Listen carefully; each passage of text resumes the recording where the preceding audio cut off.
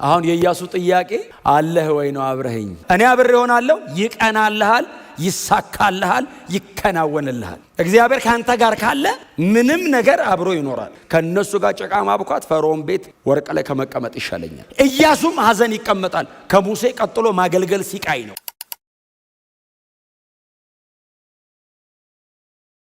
የእግዚአብሔር ቃል ሲናገር እንደዚህ ይላል። ኢያሱ 3:5 ከዚያም ኢያሱ ሕዝቡን በነገው ዕለት እግዚአብሔር በመካከላችሁ አስደናቂ ነገር ስለሚያደርግ ራሳችሁን ቀድሱ አላቸው። ጌታ የተባረከ ይሁን።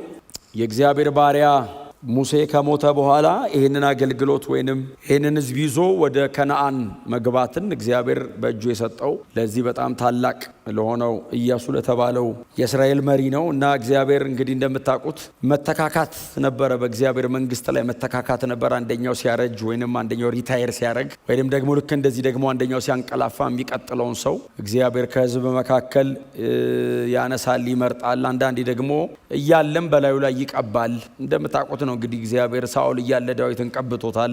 እስኪሞት አልጠበቀውም፣ እስኪያረጅ አልጠበቀውም፣ እስኪደክም አልጠበቀውም። እና ሳኦል እያለ እግዚአብሔር ዳዊትን ቀብቶ ሰውየውን 38 ዓመት ያለ መገኘቱ እንዲሁ ዝም ብሎ በጭንቅላቱ ብቻ እንዲራመድ አድርጎት ያውቃል። እና እግዚአብሔር ግን የሚቀጥል ነገር አለው። የእግዚአብሔር ስራ አይቋረጥም። የሚተካካ ሰው የሚተካካ ነገር ካለ የእግዚአብሔር ስራ አይቋረጥም ማለት ነው። እግዚአብሔር ዓላማው ላይ እግዚአብሔር የጀመረው ነገር ላይ በጣም ጨካኝ ነው። እግዚአብሔር በእናንተ ህይወት ላይ የሆነ ጉዳይ ከጀመረ በእውነት በጣም ብዙ ነገር ያስጥላችኋል። በጣም ብዙ ነገር ከእጃችሁ ላይ ዞር ሊያደርግ ይችላል። በጣም የምትወዷቸውን ነገሮች ከእጃችሁ ላይ ሊነጥቃችሁ ይችላል። ዞር ዞር ዞር ዞር ዞር ሊያደርግባችሁ ይችላል። ብቻ ዓላማው በእናንተ ህይወት ላይ ካለ አንዳንዴ በእናንተ ህይወት ላይ ያልጸለያችሁበት ነገር ሊመጣ ይችላል። ያላሰባችሁት ነገር ሊመጣ ይችላል። እኔ እዚህ ድረስ መች ጸለይኩ መች ለመንኩ እዚህ ድረስ እግዚአብሔር ሆይ ልትሉ ትችላላችሁ። እኔ ብዙ ጊዜ አነሳታለሁ። በእርግጥ ኑሐሚንን ብዙ ጊዜ አንስቻት አላቅም። ሩትን ነው ማነሳት። እኔ ያው ሩት ስለሆነች እንትኑ ላይ ያለችው፣ ግን ሩት ለመምጣቷ ምክንያት ደግሞ ኑሐሚን ናት። ታስታውሳታላችሁ ኑሐሚንን መጽሐፍ ሩት ላይ በመሳፍንት ዘመን የተከናወነ ታሪክ ነው። እና መሳፍንት 16 አካባቢ ላይ ነው ታሪኩ የተከናወነው። ልጅቷ ለብቻ መጽሐፍ ይዛ ስለወጣች እንጂ መሳፍንት 16 አካባቢ እነ ሶምሶን ካበቁ በኋላ አካባቢ ነው። ያኔ ነው ከቤተልሔም ወደ ሞዓብ በረሃብ ምክንያት ሰዎች መጓዝ የጀመሩት። ያኔ ነው መሀል ላይ ነው። እና ሩትን ይዞ ለመምጣት እግዚአብሔር ኑሐሚን የከፈለችውን ዋጋ መቼስ እንደው በእውነት እንደው መጽሐፉ ላይ ስለሆነ ብቻ እንደው አንብበን እንጽናናለን እንጂ መቼስ ኑሐሚን የከፈለችው ዋጋ እንዲህ ነው የሚባል አይደለም አይደል? በዛ ምድር ሄደች፣ ብዙ ነገር ይዛ ሄዳ ባዶ እጇን ነው አይደል የተመለሰችው። አንድ ሩት የምትባል ሴት ብቻ ይዛ ተመለሰች። ራሷ ኑሐሚን ሲሏት ኧረ ኑሐሚን እንዳትሉኝ ማራ በሉኝ አለች። ለምንድን ነው ማራ ምንልሽ? ከማን ጋር ተጣላሽ? ማን ነው ህይወትሽን ያስመረረው ሲሏት ሁሉን የሚችል አምላክ አስመረረኝ አለች። ወዴት አቤት ይባላል። ሶቨሪን ነው ሉዓላዊ ነውና ወዴት አቤት እላለሁ። ሁሉን የሚችል አምላክን ያስመረረኝ ምን ልታደርግልኝ ትችላለህ? አሁን ምን ሆነሽ ነው ማራ ምንልሽ? ተበለሻሽቷል፣ ህይወትሽ ተዘበራርቀሻል። እጅሽ ላይ የነበረ በጣም ብዙ ነገር ነው። ስትሄጂ እንግዲህ ባልነበራት 2 ልጆች ይዛን ሄደችው። ሁሉም በሙሉ እዛ ቀርተው አንድ ኑሐሚን አንድ ሩትን ይዛን የመጣችው ኦርፋን እንኳን ገንዘብ ማድረግ አልቻለችም። እና የሚፈልገውን ሰጥቶ በጣም ብዙ ነገሯን አስጥሏት ነው ያመጣትና አንዳንዴ እግዚአብሔር በሰው ህይወት ላይ ሲጨክን በኋላ ላይ ነው አይደለም የሚገባን። ምዕራፍ 1 ላይ አራግፋ ምዕራፍ 4 ላይ ነው አይደል ከ10 ወንድ ልጆች የምትበልጧ ሩት አለች። ከ10 ዓመት በኋላ ማለት ነው። አሁን ያንን ታግሶ መራመድ በእግዚአብሔር ፕሮግራም ውስጥ ጨክኖ መሄድ። ሁሌንም የምነግራችሁ ክርስትና የሆነ ሰሞን ብድግ ብለን ዘለን ጣራ ምንነካው ሳይሆን መቆየት ነው። ኮንሲስተንሲ ነው። ከእግዚአብሔር ጋር በመኖር የምንማረው ነገር በጣም ብዙ አንብበን ከምናገኘው ይበልጣል።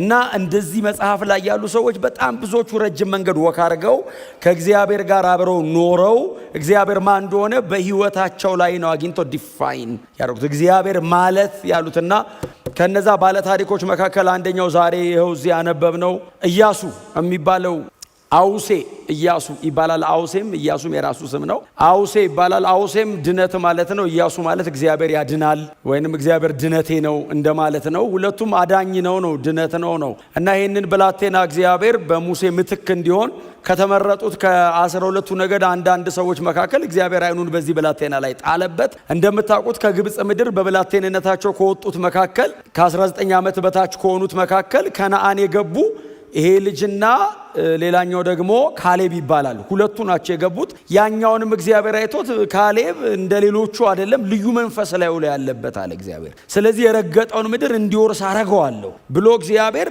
ፕሮሚስ አረገለት። ግን እድሜያቸው ቀላል አልነበረም። አሁን በዛ ዘመን ሰው ረጅም ዘመን ስለሚኖር ከዛ አንጻር ነው ወጣት የሚመስሉን እንጂ አሁን ካሌብ የምታስታውሱ ከሆነ ኢያሱ ጋር መጥቶ እኮ እግዚአብሔር የተናገረኝን ምድር ስጠኝ አለው። ስጠኝ አሁን እዋጋለሁ እወርሳለሁ ምናምን ሲል የስንት ዓመት ሰው ነበር? 85 ዓመቱ ነው። እና ለኢያሱ የሚጠቅስለት ሪፈረንስ የዛሬ 45 ዓመት አለው። እናንተ የዛሬ 45 ዓመት በጌታ ነበራችሁ? 45 ዓመታችሁስ ነው? ተውት በጌታ ሞት እና እዩ ኮንሲስተንስ ጽናታቸውን እዩት፣ የት ድረስ እግዚአብሔር እንደሚከተሉትና የዛሬ 45 ዓመት በቃዴስ በርኔ የእግዚአብሔር ባሪያ ሙሴ ሲናገረኝ እንደነበርኩት ዛሬም ጉልበታም ነኝ። 45 ዓመት ይሄንን ፕሮሚስ ኪፕ አድርጌያለሁ። እግዚአብሔርን በጽናት ተከትየዋለሁ አለ። እግዚአብሔርን በጽናት የተከተለው ቤተ መንግስት አይደለም፣ ምድረ በዳን የተከተለው። ደመናው ሲሄድ የሚኬድበት፣ ደመና ሲቆም የሚቆምበት፣ ጊንጥና እባብ ባለበት እፉኝት እየነደፈ አጠገቡ ብዙ ሰው የሚያራግፍበት ምድረ በዳ ላይ ነው እግዚአብሔርን በጽናት ተከትየዋለሁ አለ። ኮንሲስተንሲ።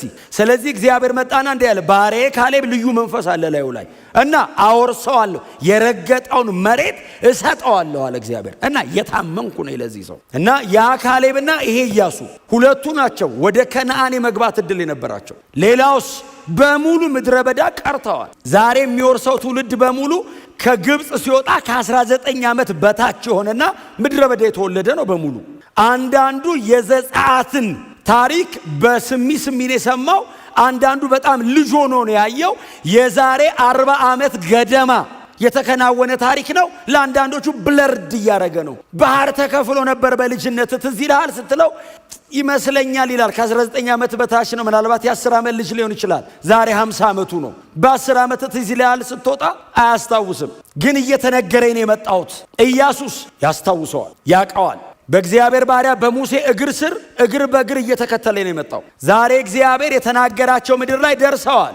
እንደምታስታውሱት ዘዳግም 34 ላይ ሙሴ ሞቷል። ታላቅ ሰው ነው ሙሴ። እኔ መጽሐፍ ቅዱስ ከፍቼ ሳነብ አንዳንዴ እምባ ይለኛል እነ ሙሴን ሳነባቸው። በጣም ብዙ ሰው ለማግኘት የሚታገለው ነገር ትተው በጣም ብዙ ሰው የማይመርጠውን ነገር የመረጡ ሰዎች ናቸው። ለዛ ነው ከእግዚአብሔር ጋር ባለ ታሪክ የሆኑት። ኦፕሽን ምርጫ አተው አይደለም፣ እግዚአብሔርን መርጠው ነው። ቤተ መንግስት፣ ለዛውም የፈርዖን ቤተ መንግስት፣ በወርቅ የተንቆጠቆጠ ቤተ መንግስት፣ የፈለገውን አገር ሄዶ ባሪያ ማድረግ የሚችል አገዛዝን ትተው ከእስራኤል ሕዝብ ጋር ጭቃ ለማብኳት። እንደውም መጽሐፍ ከእስራኤል ሕዝብ ጋር አለ የሚለው ከእግዚአብሔር ሕዝብ ጋር ነው የሚለው። አሁን ባሪያ ነው ሕዝቡ ስታየው አይመስልም።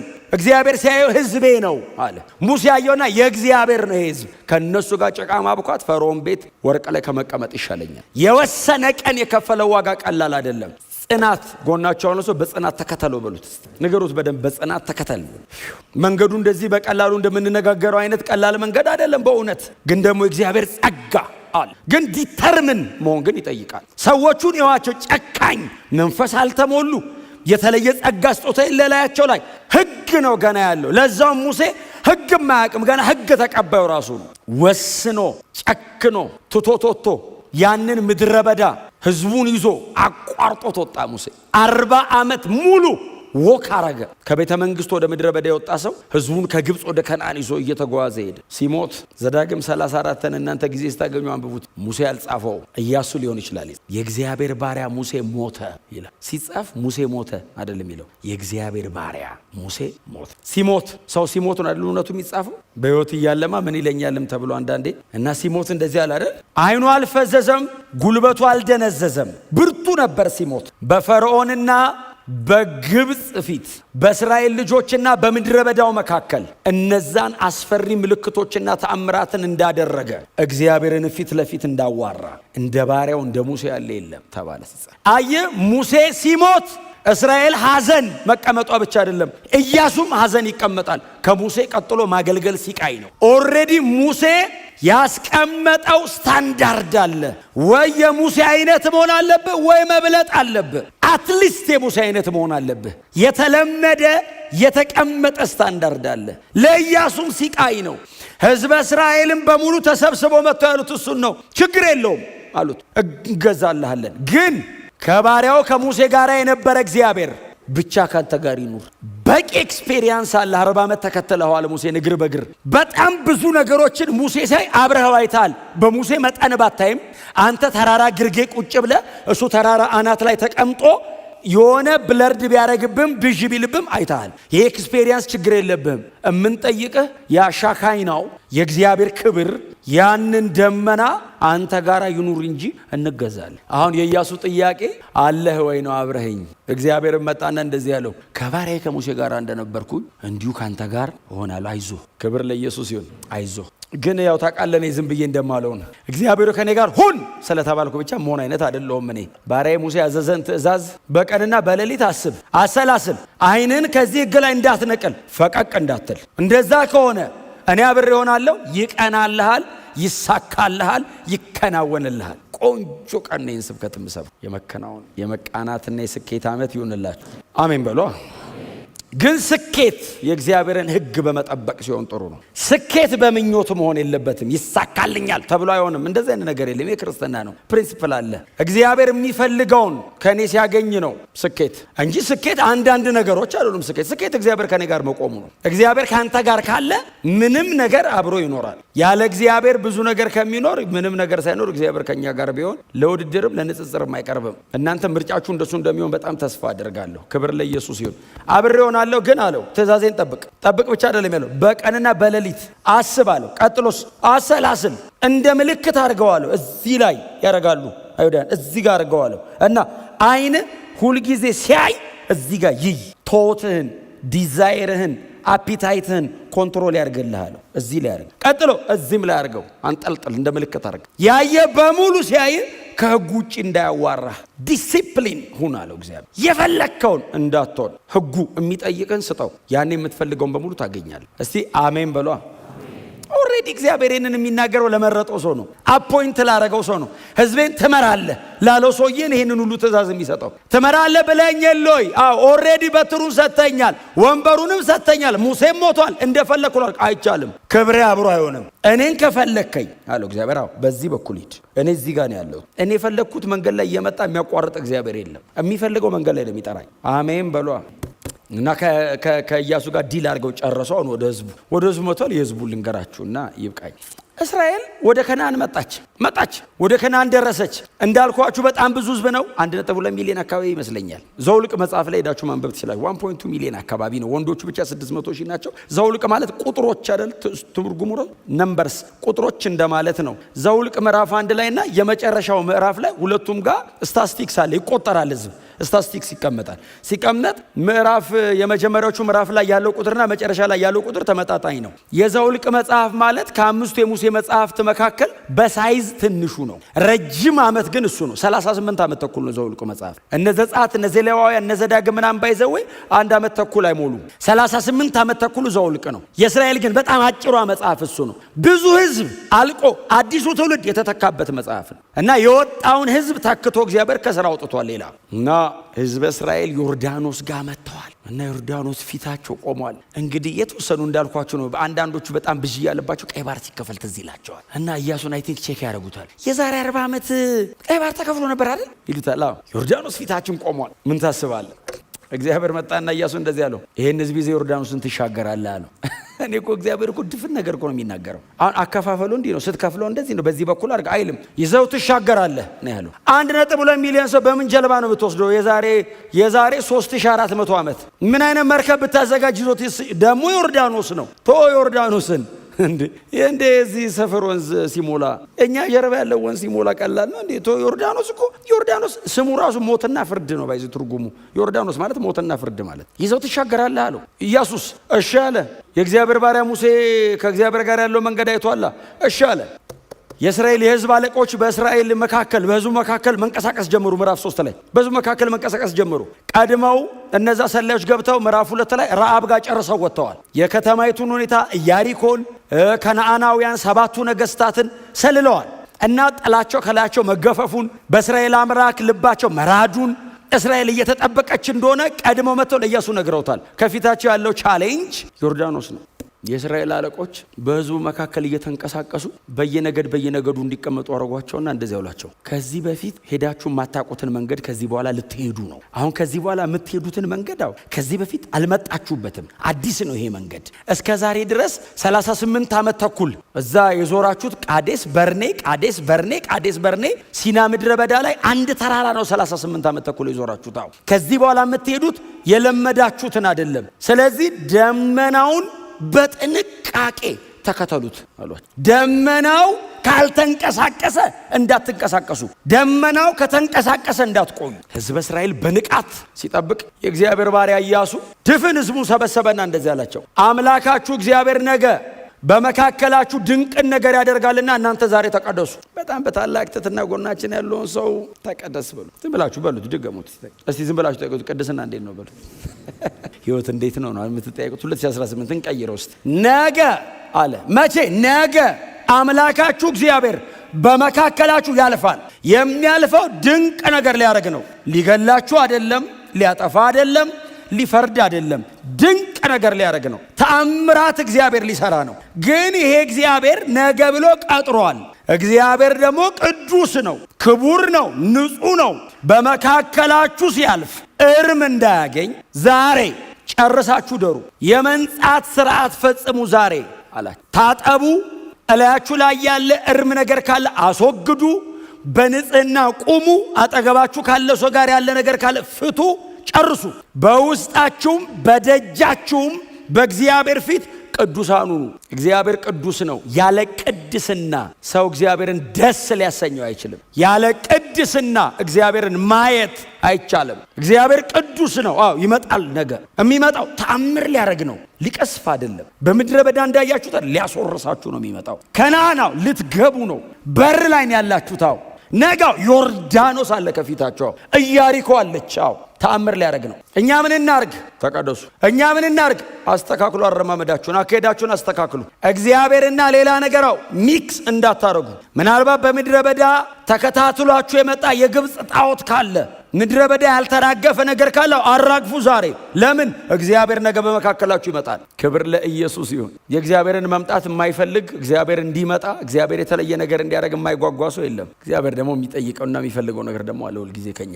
ዛሬ ተቀደሱ፣ ዛሬ ወስኑ፣ ዛሬ ጨርሱ። ለነገ መምጣቱ እግዚአብሔር አይቀርም፣ ይመጣል። ግን እናንተ አስተካክሉ ሕይወታችሁን። ይህ ሕዝብ ከግብፅ ምድር ከአባቶቹ ጋር አብሮ በልጅነቱ ቢወጣም በምድረ በዳ ግን ትንሽ ተቀይጧል። የግብፅ አማልክትን ማምለክ፣ ጥጃ ማምለክን እያሳዩት ነበርና አሮን። ስለዚህ የተወሰነ የተቀየጠ ነገር አለው። የመንጻት ሥርዓትም ደግሞ ያደረገው ዛማዶ ነው።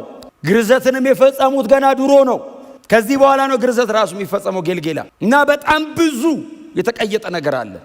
አስወግዱ፣ ራሳችሁን ቀድሱ። ራሳችሁን ቀድሱ ማለት በእግዚአብሔር ቅድስና የሚተካከል ነገር ታመጣላችሁ ማለት ነው። አቅርቡለት፣ አቅርቡ ራሳችሁን። ይሄው እንካ፣ ይሄው ራሴን በሉት። ክብር ለኢየሱስ ይሁን። ነገ ጠዋት እግዚአብሔር ይመጣል። ያኔ አላቸው ኢያሱ፣ ካህናቱ ቀድሟችሁ ከፊታችሁ ይሄዳል። ከዛስ ይላል እንግዲህ አሁን እኛ ኦልሬዲ ቀይ ባህር የዮርዳኖስንም የኢያሪኮን በደንብ ስላጠናን እንጂ ህዝቡን ዝም ብላችሁ አዳምጡት። የመጀመሪያ ሰሚ ነው። ከዛስ ትንሽ አሁን ነገሩ ቢያስደስታቸውም ነገ እግዚአብሔር ድንቅ ያደርጋል። በጣም ያስደስታል። አይ ቲንክ አሜን ይላሉ። ምክንያቱም አሁን ኒው ቢግኒንግ ነው፣ አዲስ ጅማሮ ነው። ከነዓን ሊገቡ ነው።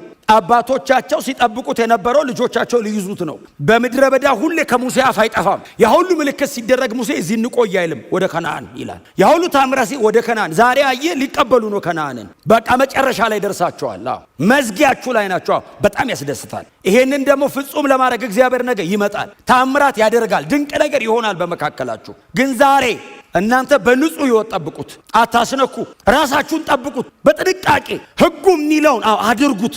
አሁን ሕጉን አናቅም ማለት አይቻልም። ዘዳግም ላይ ሙሴ ከልሶታል ለዚህ ትውልድ። ዲትሮኖሚ ዘዳግም የተባለው ሕጉ ተደግሞ የተነበበበት ስለሆነ ሕጉን ድጋሚ ያነበበው ለአዲሱ ትውልድ። አልሰማንም ማለት አይቻልም። አባቶቻቸው ስለሌሉ ሙሴ ለዚህኛው ትውልድ አነበበለት፣ ሕጉን አነበበለት። ይሄው ሕጉ ይሄ ነው። ለዛውም ከአባቶቻቸው በተሻለ መንገድ ትራንስሌት ሁሉ አድርጎታል። ብዙ ነገሩን እየተረጎመ እያብራራ ነው ሙሴ እንደውም ያቀረበው ለአዲሱ ትውልድ። ባርኮ መርቋቸው ነው ሕጉን አንብቦ የሞተው ሙሴ። አናቅም ማለት አይቻልም። በሕጉ መሰረት ከእናንተ የሚጠይቀውን ነገር እያደረጋችሁ በንጽህና አምላካችሁን እግዚአብሔርን ጠብቁት። ነገ እግዚአብሔር የተናገረውን ያለውን ለ40 ዓመታት ሲጠበቅ የቆየውን ያንን ይሰጣቸዋል። ምናልባት 40 ዓመት ለዚህ ትውልድ ነው። 40 ዓመት 400 ዓመት ወደ ኋላ ለአብርሃም ዘፍጥረት 15 ላይ የተናገረው ቃል ነው። ይሄ ቃል ትዝ ይላችኋል። አብርሃም ዘፍጥረት 15 ላይ እግዚአብሔር ብሎታል፣ ሕዝብ ወይንም ትውልድ ለ4 ትውልድ በባዕድ ሀገር ሄዶ ይገዛል አለውና ከዛስ አወጣቸውና ተስፋ ወደ ሰጠው ምድር አስገባቸዋል ብሎ ከ400 ዓመት በፊት ለአብርሃም ቃል ገብቶለታል። በቅርብ ጊዜ ከሆነ ደግሞ ለሙሴ ነግሮታል። በጣም በቅርብ ከሆነ ደግሞ ለእናንተ ምድረ በዳ ላይ አስተዋውሷቸዋል። በጣም በቅርብ ከሆነ ደግሞ ከዮርዳኖስ ማዶ ገና ዮርዳኖስን እዚህ ጋር እያላችሁ ደግሞ ሪቫይስ ተደርጎላችኋል። እግዚአብሔር ለ400 ዓመት በላይ ተስፋ አድርጎ ሲጠብቅ የቆየውን ጉዳይ ሊሰጣችሁ ነው። ስንት ትውልድ የሞተበትና ያለቀበትን ጉዳይ ጠቅልል አድርጎ ሊሰጣችሁ ነው። እጃችሁ ላይ ያለፋችሁበትና ያልደከማችሁበትን ልሰበሰቡ ነው። ተቀደሱ የሚለው ይከብዳል። ይህን ሁሉ ተስፋ ለሚቀበል ሰው አንዳንዱ በድሎ አይደለም የሞተው፣ እድሜ አልቆ ነው እየጠበቀ እድሜው አልቆ ነው የሞተው። በቃ ልጆቼ ይውረሱ ብሎ ነው የሞተው። አንዳንዱ በድሎ አይደለም፣ አንዳንዱ የሞተው አርጅቶ ነው የሞተው። እና እናንተስ ያለፋችሁበትን ልሰጣችሁ ነው። ስናገር አልነበራችሁም፣ ለአባቶቻችሁ ተስፋ የሰጠሁትን ነው የምሰጣችሁ። ያለፋህበትን ነው የምትወስደው። ይህንን ቃል ጌታ ኢየሱስ ተጠቅሞት ትዝ ይላችኋል። ይህንን ቃል እኮ እዛ ዮሐንስ ወንጌል ምዕራፍ 4 ላይ ያቺ የሰማርያዊቱ ሴትን ካዋራ በኋላ ደቀ መዛሙርቱ ምግብ ግዙ ብሏቸው ምግብ ይዞ መጡ። እየሮጡ ምግብ መምህር ጌታ ያሉት፣ አቤት ይኸው ምግብ አምጥተናል ሲሉ አይ በልቻለሁ አላቸው። እኛ ገበያ ልንገዛ ስንሄድ እሱ ፌመስ ነው፣ መንገድ ላይ የሚያውቀው ሰው አግኝቶት ጋብዞት ነው ማለት የአባቴን ስራ መፈጸም ነው ለእኔ መብሌ። በቃ ዳነች እኮ ድፍን ከተማ እኮ ዳነ፣ እናንተ እዛ ገበያ ሄዳችሁ በቃ ጠገብኩ አላቸውና መከሩ እንደነጣ እዩ አላቸው አይደል? አይ ቲንክ እነሱ እንደዚህ ብለው ያሉ ምን መከራ አለ አሁን እዚህ ሰማርያ ምድረ በዳ ላይ መከሩ እንደነጣ እዩ፣ የመከሩ ጌታ ሰራተኞችን እንዲልክ ለምኑ አለና ባልደከማችሁበት ባለፋችሁበት አስገቧል። በዚህ ጉዳይ ብዙ ነቢያቶች ብዙ አባቶች ዋጋ ከፍሎ ሞተዋል፣ አምነው ሞቱ። እናንተ ሳትለፉ ጠርቻችኋለሁ። ኮምፕሮማይዝ እንዳታረግ ማለት ነው ትርጉሙ። በጣም ብዙ ሰው ዋጋ ከፍሎለታል ለዚህ ጉዳይ። ታዲያ አንተ ቀጥ ብለህ ግባ እስቲ አሜን በሏ። በቃ ስራውን ስራ። አዎ ቶሎ ቶሎ። እንደውም አንተ ስለማትችል ሌላ ሁሉ እንዲጨምር ልለምን። ኢያሱ ይሄንን ትውልድ ያለው እሱን ነው። ነገ እግዚአብሔር በመካከላችን ነው ድንቅ ነገር ያደርጋል። እናንተ ተቀደሱ። እግዚአብሔር ሲመጣ ሊሆን የሚችለው ነገር ልንገራችሁ ዝም ብዬ አላቸው። ይሄ የምታዩትን ዮርዳኖስን እግዚአብሔር ሊያሻግረን ይመጣል አለ። ቀይ ባህርን የከፈለው እግዚአብሔር ነው፣ ሙሴ አይደለም። ይህንን ምን ያልከፍለውም እግዚአብሔር ይከፍለዋል አለ። ከዚህ የሚላችሁ ከሆነ ሙሴ በትር ነው ያነሳው። የከፈለው ማን ነው? የምስራቅ ነፋስ። ሙሴ እየዛቀ የከፈለው ምንም ነገር የለም። ቆሞ አሁን በትር ማንሳት አሁን ምን ማዋጣት ነው? አሁን እንዲህ አርግ ስትባል እንደዚህ አርጋውን ሲከፈለው እኔ አየኝ ይባላል። ምንም እኮ አላዋጣውም እኮ ጄን እንዳይደክመኝ እንደዚህ ብዬ አሁን ይዤ በሆነ ነው የምላችሁ። በጠጠር ያልደገፍነው ነው የእግዚአብሔርን ስራ ብዙ እንዳደገፈ እናንተ እንደዛ አይደላችሁም፣ ግን እንዳይሰማ ሙሴ እንደዚህ ከፈለው። መዝሙረኛው ዳዊት ዘመራ ባህር ለምን ሸሸች አለ። ሙሴ ፊቷ ቆሞ እስራኤል ፊቷ ቆሞ ባህር ንቅንቅ አላለች። ንቅንቅ ሙሴን አየችው። ያንተ አይነት ብዙ ሚሊዮን አውቃለሁ ብላ ተወችው። ሁሉንም አየች። አይታቸው ጸጥ ብላ ባህር ለምን ሸሸ? የያዕቆብን አምላክ አየች ነው የሚለው። እግዚአብሔር ከኋላ መጣ። ሙሴን እንደዚህ እያየችው ኖርማል ሆና የያዕቆብ ቤተሰብ አይደል ይሄ ቤተሰብ? አዎ ያዕቆብ ሲገባ ሰባው ነው የገባው። ይሄን ሁሉ ወልዶ ነው እዚህ ሀገር ብላ ባህር ዝም ብላ ስራዋን የቀጠለች። እግዚአብሔር ግብጽ ጨርሶ ከኋላ መጣ። ፈርዖንን ምናምን ሰራዊቱን እዛ ጨርሶ ግብጽን አመድ አርጓት ከኋላ መጣ። ቀይ ባህር ጋር ህዝቡ ተሰልፎ እያለ እግዚአብሔር ከኋላ ሲመጣ ባህር አየችው። ከኋላ ሸሸች ይላል። ተከፈለ የሚል ነው ዘጸአት ላይ ያነበብ ነው። መዝሙረ ዳዊት ላይ ትምህርቱ አደጋ ሸሽታ ነው አለ። ባህር ሮጦ አመለጠ እንደማለት ነው። አሁን ሸሸ ማለት እኮ በናለች ባህር መጣ ብላ። ከዛ እግዚአብሔር ሙሴን ምንድን ነው ያለው? ግቡ እለፉ እንጂ። እንደውም ሙሴ እግዚአብሔር ለምንድን ነው የምትጮህብኛል? አትጮህብኝ ግባ። ያንን የከፈለ እግዚአብሔር ዛሬ ይከፍላል አለ ኢያሱ። ድንቅ ያደርጋል። ዛሬ እናንተ ተቀደሱ። ያኛውን ያደረገው በፋሲካ በደም በምን ታጥረው ነው የወጡት። አሁንም ድንቅ ነው የሚያደርገው። ያኛው ከግብጽ መውጣት ነው፣ ይሄኛው ከነዓንን መውረስ ነው። ያኛው ዝም ብሎ እንደው እናንተ እንደ ሳልቬሽን ካሰባችሁት፣ ይሄኛው ደግሞ እንደ መውረስ ነው። 40 ዓመት ምድረ በዳም ያው ደመናን የመራቸው። በምድር ላይ የነበረውን ቆይታ በሙሉ እሱ ነው ተቆጣጥሮ ተንከባክቦ የሚያቆየው። እዛኛውም ጋር ያለውን ታምር የሚሰራው ራሱ መጥቶ ነው። እግዚአብሔር መጥቶ ነው ይሄንን ዮርዳኖስን ሞትና ፍርድን ከፍሎ ከነዓን የሚያስገባችሁ። ምን እናርግ? ተቀደሱ። እንደፈለጋችሁ ሆናችሁ ከተቀመጣችሁ እግዚአብሔር ታምር ሊያደርግ መጥቶ እንዳትከለክሉ። ምክንያቱም የኢያሱ መጽሐፍ የሚያስተምረን በዛ በአምስቱ የሙሴ መጽሐፍት ውስጥ ያለውን የእግዚአብሔርን ፍርድን ጽድቅን ይነግረና ኢያሱ መጽሐፍ ጋር ሲደርስ ደግሞ እግዚአብሔር ምሕረቱን ለሕዝቡ አግንኖ ማስወረሱ የሚያሳይ መጽሐፍ ነው። ኢያሱ መጽሐፍ ጽድቅና ፍርድ ተከናውኗል። ምድረ በዳ ሕዝብ አልቋል። ይሄኛውስ እግዚአብሔር አሁንም ሕዝቡን ይመራል። ከዛ ሊያስወርሰው ነው።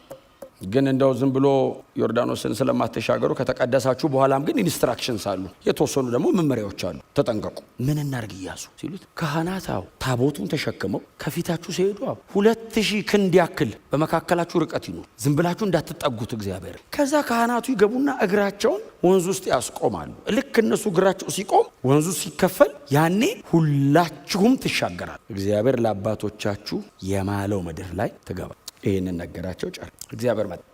ኢያሱ እንደዚህ ያለው ኢያሱ አለው፣ አቤት። ከሙሴ ጋር እንደነበርኩ እንዲሁ ካንተ ጋር እሆናለሁ አለውና ዛሬ በዚህ ሕዝብ መካከል አንተን ከፍ ከፍ ማድረግ ጀምራለሁ። ስለማያከብሩህ አይደለም አለው። ከዚህ ቀን ጀምሬ ግን አንተ ነው ከፍ ከፍ አደርግሃለሁ። በዚህ ሕዝብ መሃል ከፍ ከፍ አደረግ። እንዴት አድርገህ? ቀይ ባህር ይከፈላል አለው። ኢያሪኮ ይሰምጣል። ፀሐይን አቆማለሁ፣ በበረዶ ድንጋይ ይዋጋለሁ። 31 ነገሥታት ከፊት አስወጣልሃለሁ። በዚህ ሕዝብ መሃል ድል ሰጥቼ ከፍ አደርግሃለሁ። የድነት መጽሐፍ ነው መጽሐፍ። የእግዚአብሔር ታማኝነት የታየበት መጽሐፍ ነው መጽሐፍ። እግዚአብሔር ብቻውን የተናገረውን እንደሚያደርግ የታየበት መጽሐፍ ነው መጽሐፍ። ሰው በጣም ደካማ እንደሆነ፣ ሰው ምንም እንደማይችል፣ እግዚአብሔር ሁሉን እንደሚችል ያስረዳ መጽሐፍ ነው መጽሐፍ። ያንን ሁሉ ተአምር በምድረ በዳ ያየ ሕዝብ ዛሬም እግዚአብሔርን ካልጠበቀ ተአምር ማድረግ አይችልም። ያንን ሁሉ ነገር የሚያውቅ ሕዝብ በአስፈሪነቱ እግዚአብሔር ሲና ላይ ሲወርድ ያየ ሕዝብ ዛሬም ከእግዚአብሔር እጅ ጠባቂ ነው። ህዝቡ ምንም እንደማይችል እግዚአብሔር ሁሉን እንደሚችል፣ ህዝቡ ምንም ማድረግ እንደሚሳነው እግዚአብሔር ደግሞ ምንም ማድረግ እንደማይሳነው ያስረዳ መጽሐፍ ነው። እግዚአብሔር አዳኝነቱን ያሳየበት መጽሐፍ ነው። የሚያስወርስ እግዚአብሔር ነው። እኔ በእውነት ከጠየቃችሁ መሬት ላይ ሞርሰው የቀረ ነገር የለም። በጣም ተስፋ የምታረገው ነገር ምን አለ የምትሉኝ ከሆነ እኔ እንደ አንድ ወንጌል ሰባኪም ደግሞ በጣም እንደምወዳችሁ እንደወንድማችሁ በጣም ቀረ የምለው ነገር የጌታ መምጣትና የኛ መሄድ። በጣም የምትጠባበቀው የምትጓጓለት ነገር ምን አለ? ምንም ኢየሱስ መምጣቱን ብቻ። ምንም ነገር ይሰለቻል፣ ምንም ነገር ይደክማል፣ ምንም ነገር የጌታ ኢየሱስ ክርስቶስን መመለስ ነው የምንጠባበቀው። እስራኤል ተአምር አይደለም ተስፋዋ፣ በተአምር ወንዙ ተከፍሎ ወደ አባቶቿ ምድር መግባት ነው ተስፋዋ። እግዚአብሔር ተስፋ አድርጎ የሰጣትን ያንን ምድር መያዝ ነው እንጂ ዮርዳኖስም ይከፈላል፣ ቀይ ባህርም ተከፍሎ ያውቃል፣ ተአምራት ይደረጋል። ድሮም እግዚአብሔር እያደረገን የመጣው አሁን የ400 ዓመት በላይ የተጠበቀ ያንን ምድር በእጃቸው ማስገባት። ይሄ ነው እግዚአብሔር እንደዚህ ያላቸው፣ የምትገቡበት ምድር የኔ ነው፣ ያ ምድር የኔ ነው። አንዴ እንደውም ሰብኬዋለሁ። የናቡቴ ትዝ ይላችኋል። ናቡቴ የአባቶችን ርስ አልሸጥም ያለው ለምን መሰለ? የተሻለ መሬት አክዓብ ስለማይሰጠው ነው እንዴ? አይደለም። አልሸጥም ያለው ምድሩ የኔ ነው ብሏል እግዚአብሔር። አልሸጥም የእግዚአብሔር ነው አለው። የአባቶችን ርስት ያለው እኮ ከአባቴ ከዝመና እየተወራረደ የመጣ ነው አይደለም። እግዚአብሔር ይሄ ምድር የኔ ነው ብሏል። ለምን ይሸጥልህ? አልሸጥልህም። የእግዚአብሔር ነው። ይሻላል አይሻልም፣ ቆንጆ ነው ልክሹ ነው፣ እሱ አይደለም ጉዳዩ፣ የእግዚአብሔር ነው። ተስፋ የምናደርገው ደግሞ ነገሮች በሙሉ እያበቃላቸው የምንጠባበቀው የጌታ የኢየሱስ ክርስቶስን መመለስ ብቻና ብቻ ነው። ኢየሱስ ይመጣል፣ እንወርሳለን፣ እንገባለን፣ እንወርሳለን። በፍጹም የተሰቀለውን ክርስቶስን ለምንድን ነው የምንሰብከው? በዚህ ሁሉ ምድረ በዳ መካከል በጽናት ተራመዱ፣ በጽናት ተራመዱ፣ በጽናት ተራመዱ። ለምንድን ነው የምንለው? የሚወረስ ምድር አለ ከፊት። ክርስትና እንደዚህ ብቻ ከሆነ ድካም ነው። የሆነ ነገር የሚያደርግ ሰው የሆነ ነገር ወደ አለማድረግ ከሆነ ያደገው በጣም ድካም ነው። ተስፋ አለን፣ ሰማይ የምንገባበት አገር አለ። እግዚአብሔር ምንም ተአምር ቢያደርግ፣ ምንም አይነት ምልክትና ድንቅ በሕይወታችሁ ላይ ቢያደርግ፣ ፋይናሊ እግዚአብሔር ለዛ እናንተን ለማብቃት መጨረሻ የሆነ ተአምር የለም። ተአምር ከተደረገ ወደሚቀጥለው ነገር እያሳየኝ ነው እግዚአብሔር። ይህንን የማረገው ያንን እንድታይልኝ ነው። በጣም ብዙ ጊዜ በጣም አስቸጋሪው ነገር ደጋግሜም እንደምላችሁ ክርስትና ላይ ቀጥ ብሎ መሄድ ነው። በጣም አስቸጋሪው ነገር ቀጥ ብሎ መሄድ፣ ትዕግስት አስጨራሹ፣ እልህ የሚያስጨርሰንም ነገር እሱ ነው። በጣም ብዙ መተናል። ትንሽ ነው የቀረ ወዳጆቼ። 2000 ዓመት መተናል። እመለሳለሁ ካልን 2000 ዓመት ሆኖታል። በጣም ረጅሙን መተናል። በጣም ትንሽ ነው የቀረ። እንጨርስ። አሜን ነው። ለምን በምድረ በዳ ወድቀው ቀሩ የሚል ጥቅስ ለምን እናነባለን? የአባቶቻቸውን ምድር ወረሱ የሚለው ለምን አታነቡ? ማን የወረሰው? ኢያሱና ካሌብ። ምን አይነት ነበሩ? እግዚአብሔር የሚፈልጋቸው አይነት ሰዎች ነበሩ። በጽናት ቀጥ ብለው ይከተሉት ነበር። በ10 ሰላዮች አልበሳጭም፣ ባይዘው አልበሳጭም። ናቹራል ማን ናቸው? ምን ሆነሃል ኢያሱ? ሄዳችሁ አይታችሁት መጣችሁ? አዋየ ነው። እናንገባበታለን። መሬቱ ቆንጆ ነው፣ ይገርምሃል። አገሩን በጣም መልካም ነው። ፍሬው ውብ ብለው ያው አታም ቅመስ አሉት። እንደዚህ አይነት ወይን ቀምሰ በልተህ ታውቃለህ? አታውቅም። እንደዚህ አይነት ስንት ቀምሰህ አታውቅም። ይሄንን የሚያክል ሳይዝ መሬቱ ይሉ። ነዋሪዎቹ ግን ኢናቃውያን የኔፊሊም ዝርያ ያላቸው ናቸውና ይገርምሃል፣ እኛ ዝም ብለን እንደሚጎበኙ ነን። ባጠገባቸው ቆምን ተለካከን። አንበጣ ነን እኛ በእነሱ። ናቹራል ማን ኢያሱና ካሌብስ እንደ እንጀራ ይሆኑልናል፣ እግዚአብሔር አምላካችን አሳልፎ ይሰጠናል አሉ። እግዚአብሔር መጣና እነዚህ ሁለቱ ይገባሉ። ለምን? አምነውኛል። እኔ ላይ ናቸው። አምነውኛል፣ አስገባቸዋል። ከነሱ ወገን ነን፣ ከሚወርሱት ነን፣ ከሚያገኙት ነን። የእነዚህ አባቶች በሙሉ የመጨረሻ ተስፋ አሁን እኛም ጠቅልለን የምንገባበት ሀገር ነው። እነሱ እዚህ ገብተው ቢያርፉ ኖሮ እግዚአብሔር ሌላ ተስፋ ባልሰጠ ነበር። ሌላ ተስፋ ሰጠ። እነሱ እዚህ ሀገር ገቡ፣ ያዙት። አገሩን በሙሉ ሲይዙት እግዚአብሔር ሌላ ተስፋ ሰጠ። ሌላ ሀገር አለ አለ። እኛ የምንገባበት ነው ሌላ ሀገር፣ ሌላ የለም። የእኛ የመጨረሻው ነው። እኛ ስንገባ ሌላ አለ አይልም፣ ያልቃል። እዚህኛው ሀገር ለመግባት ይሄን ሁሉ ጠይቋቸዋል። እኛ እዚህኛው ሀገር ለመግባት የጠየቀን በጣም ትንሽ ነገር ነው። ብዙ ሰው ግን የሚፈተንበትን በጣም ትንሽ ነገር ነው የጠየቀን። እነሱ እዚህ ሀገር ለመግባት የተጠየቁት ነገር ብዛቱና ርዝመቱ፣ ዮርዳኖስን ለመክፈል የካህናቱ አመጣጥ፣ አካሄድ፣ ፕሮቶኮል፣ ርቀት። እኛን እዚህ ሀገር ለመግባት የጠየቀን ኢየሱስን ደም ነው። እኛን እዚህ ሀገር ለመግባት የጠየቀን የክርስቶስን የመስቀል ስራ ነው። በእርሱ ማመን የጠየቀኝ በክርስቶስ ኢየሱስ ካመንካው እዚህኛው ይሄ ሁሉ ትውልድ ተስፋ የሚያደርገው ሀገር በነፃ ተገባለ። ቅድስና እሱም ቅድስና ነው ፖዚሽናሊ። በእውነት ደግሞ አንተ ፕራክቲካሊ ደግሞ ትቀደሳለህ። ጎናቻችሁ ተቀደስ በሉ። ደግማችሁ ነገሩት ተቀደስ። ብቻ ወደዛኛው ታላቅ ርስት ለመግባት የክርስቶስ ኢየሱስ የመስቀል ስራ እና ለዛ ለክርስቶስ ኢየሱስ የመስቀል ስራ ያለኝ እምነት እሱ በቂ ነው። ምናልባት እኛ መካከል በ2018 የመጀመሪያ ሳምንት እንግዳ ሆናችሁ የመጣችሁ ሰዎች ካላችሁ ይሄ ሰማይና ምድር ተጠቅልሎ ያልፋል። ይሄ የተሸከምነው ስጋም አርጅቶ ይወድቃል። ፍጥረት ሁሉ ማጠቃለያውና መዝጊያው ደርሷል። ፀሐይዋ በጣም እየጠለቀች ነው፣ ልትገባ ነው። በሙሉ ነገሮች ወደ መጨረሻ እንደሚወስዱ ምልክት እየሰጡ እየተናገሩ ነው። ሌላ ሀገር አለ እግዚአብሔር ያዘጋጀው። ይህንን ምድር እግዚአብሔር ለዘላለም አላዘጋጀውም፣ ሌላ አዘጋጅቷል ለዘላለም የምንኖርበት። ስለዚህ ምናልባት በዚህ ምድር ላይ ብቻ ተስፋ የምታደርጉ ሰዎች ከሆናችሁ በእውነት ተስፋ የለም። ተስፋ ያለው በእግዚአብሔር ላይ ነው። ተስፋችን ለዘላለም ነው። በዚህ በክርስቶስ ኢየሱስ በኩል ዞር እንድትሉ ወደዚህ ዘላለማዊ መንግስት ይኸው በክርስቶስ ኢየሱስ በማመን እንድትገቡ ጥሪ ላደርግላችሁ እወዳለሁ። በጌታ አምናችሁ በእግዚአብሔር ቤት ውስጥ የምትኖሩ ደግሞ ቅዱሳን ሕይወታችሁን ጠብቁ። ዳግም መመለሱን ጥንቅቅ ብለን ነው መጠበቅ ያለብን። ተዘጋጅተን ነው መጠበቅ ያለብን። በጣም ጥቃቅንና ትናንሽ የሚመስሉን ነገሮች እየረገጥን እየዳጥናቸው እንዳናልፍ ስላደረጋችሁት አይደለም አይደል የሚለው፣ ስለተናገራችሁ ስለ እያንዳንዷ ቃል ሰማይ ትጠየቃላችሁ ይላል። ስለ እያንዳንዷ ቃል ሃው ሲሪየስ። ስለዚህ እኛ የዳንን ያመንን ነን የምንል ቅዱሳን በጣም በጥንቃቄ ያመንበትን ይህንን እውነት በጽናት ይዘን እስከ መጨረሻ እንጓዝ። በእኛ መካከል ያላችሁ ወንድሞችና እናቶች ግን ለእናንተ ጥሪ ማድረግ ስለምፈልግ ወደዚህ ጌታ ወደዚህ የዘላለም ሕይወት ሰጪ ወደ ክርስቶስ ኢየሱስ እንድትመጡ በጌታ ፍቅር ልጋብዛችሁ እፈልጋለሁ።